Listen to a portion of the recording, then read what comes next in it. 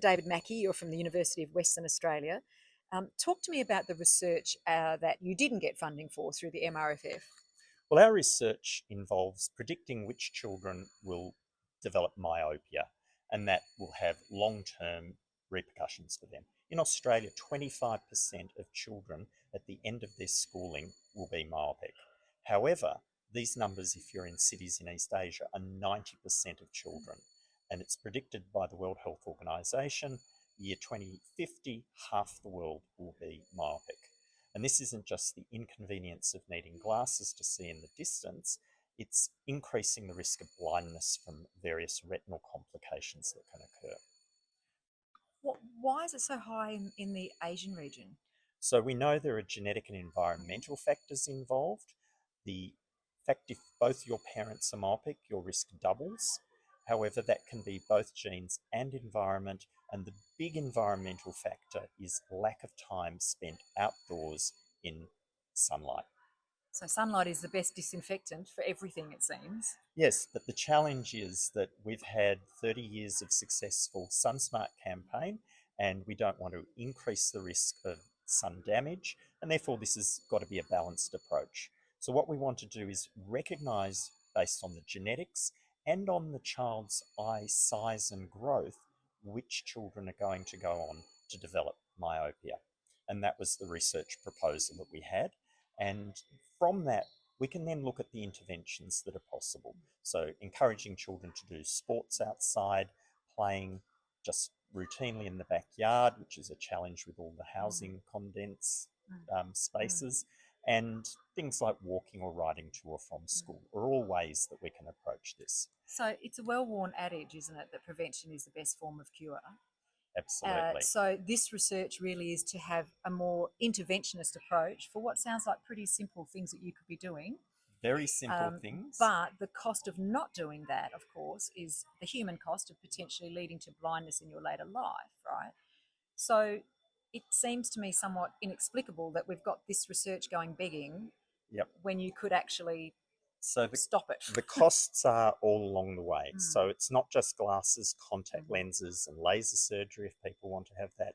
What we now have is strong evidence that certain things given to children can slow the progression.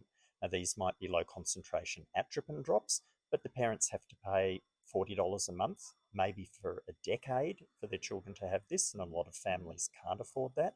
There are new peripheral defocus spectacle lenses or hard contact lenses that children can wear. But again, these are many years of this treatment, and a lot of families won't be able to afford this. Whereas getting them out in the sun, or more so for the children at high risk, knowing that they really need this intervention, we could look at subsidising those ones in particular. So no researcher is an island. Research is a wonderful collaborative endeavour, usually not just in Australia but globally. If we don't fund research like this, do we risk falling behind as a nation in terms of the interventions that we can do here in Australia? Well, we've been heavily collaborative around Australia and internationally.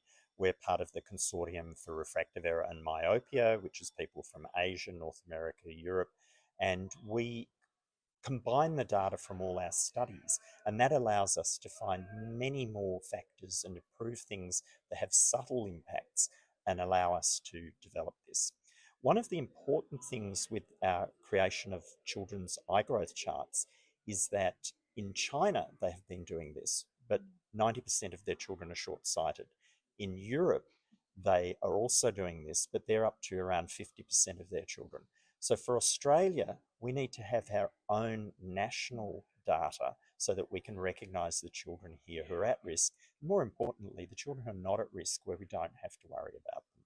I think the really important thing to understand, and we've been talking about this with our researchers, is that this is not about universities asking for additional funding. This is asking for funding which is actually set aside to fund the very type of research that you're doing through the Medical Research Future Fund. So it seems somewhat, as a non-researcher, inexplicable that we've got this pot of funding here. Of course, everything can't be funded. We do understand that. But it seems an opportunity that's going begging.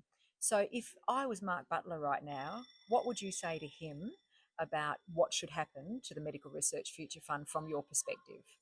Minister Butler, if you fully fund the Medical Research Future Fund research that's available, then we can deliver savings to your health budget in the future. Not the very distant future, the relatively near future. So it's a worthwhile investment rather than just having it in the bank.